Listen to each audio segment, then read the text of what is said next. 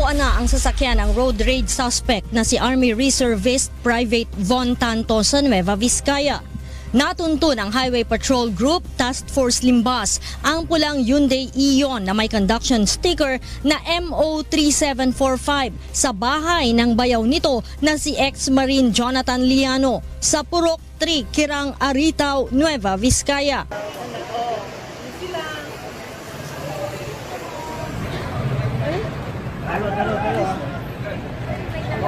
Sige po, sige po. Ay!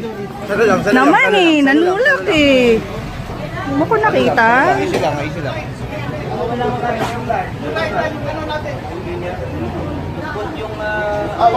Victims in Mark Visayan. Almost close na tayo dun sa asad. Kumbaga, there's no doubt to the identity of the suspect anymore. The vehicle is here, as shown in the viral video, and also the owner or the driver using it was identified. So yun ang significance. Evidentiary in nature.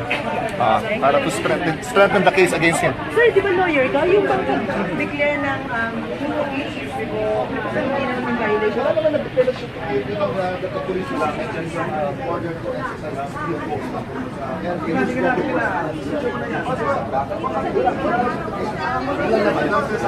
Wala naman bawal naman. We're not included to use them before. Ay, sorry po ma'am, sorry po. Ay, ma'am. Napalay.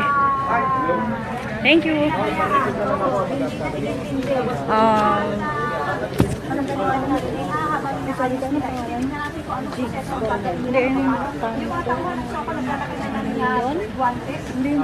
Si Vhon.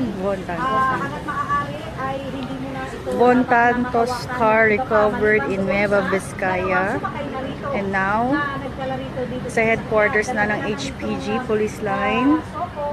Yung kanilang mga gamit para iproseso itong sasakyan. Ibig sabihin, kumuha sila Parang may dent. Baka yun yung nasagi nung victim. Hindi masyadong malaya. Mababa. Bike yung man.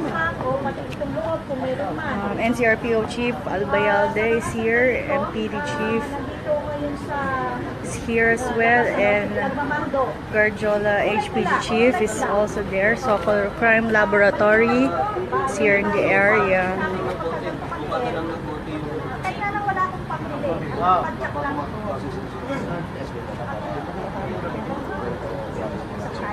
There is a small dent on the lower right.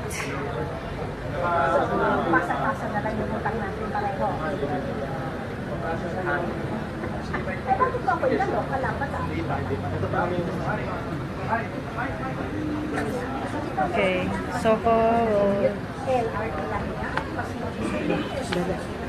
sa kanilang karinya, sinisilip-silip kami dito. Nagmamarka sila sa bag safer. Siguro ito yung pagkaraniwang ginagawa na silalagyan ng markings. Yung mga HPG Chief Garjola inspecting the car. posibleng ebidensya o magamit bilang ebidensya para dito sa Malay gagawin. bang. Ay, sorry. Sa mga sensor ito, nag-uusap-usap yung mga nakuha ng SOCO, crime lab. Ano lang? Sir, after the initial, after ng SOCO maayos to, ma-check lahat, sir, what will happen? Saan dadalhin? Anong mangyayari na after this, sir? I-impound muna after nung masoko yan. Impound yan after ng masoko. Sir, again, sorry. Doon sa impounding area ng Highway Patrol. Sir, again, sorry. Ano pong gagawin? Ano pong gagawin, sir? I-impound yan. Siyempre. It will be, and it will be presented as an evidence. Sir, do we have some leads now? Jeff, Kuya Vic, si Tanto. Yes, continuous ang manhunt operations yan.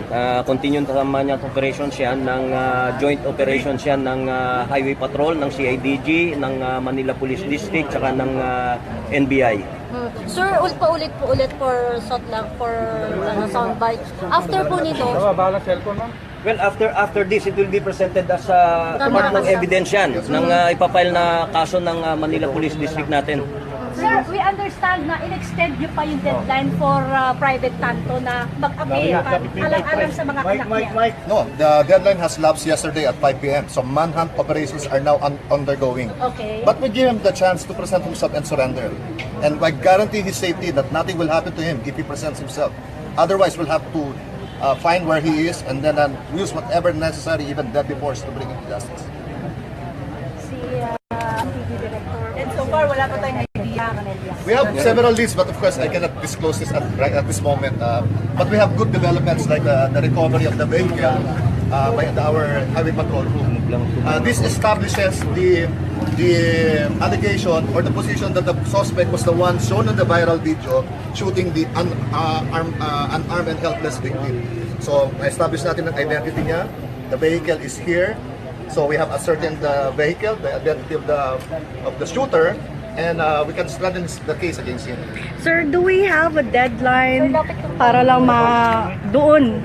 I mean, did we give a deadline sa mga police natin? No, Wala. we don't set any deadline. So Okay. manhunt operations are being undertaken by not only by the Manila Police District, the National Capital Region Police Office, but also now the Highway Patrol Group is joining us, the Criminal Investigation Detection Group, and even the National Bureau of Investigation is also helping. Sir, nagkaka-shoot to kill order ba? Sorry, girls.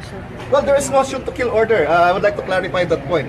What we said is that the policemen are advised to exercise extreme caution in apprehending the suspect because we all know that he is armed and dangerous. Okay. And if there is a threat to the person of the policeman, then use of deadly force is authorized. Sir, the family is concerned sa security nila after The family of? yung biktima, sir, Yes. kasi connected or service, yung ganun, sir, they're are we going to give them security in any Yes, in fact, a detail of policemen from Manila MPD, Manila Police District, are coordinating with them and securing them at this moment. Hopefully, we can resolve this as soon as possible. Time po. Thank you. Pwede na kami. Dito na pinapapasok kami dito sa loob. Ate, ato, papasok na kami sa ano.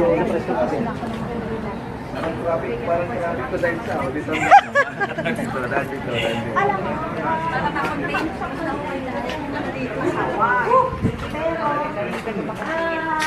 yung asawa ay talagang nagmamatigas. Hindi rin alam.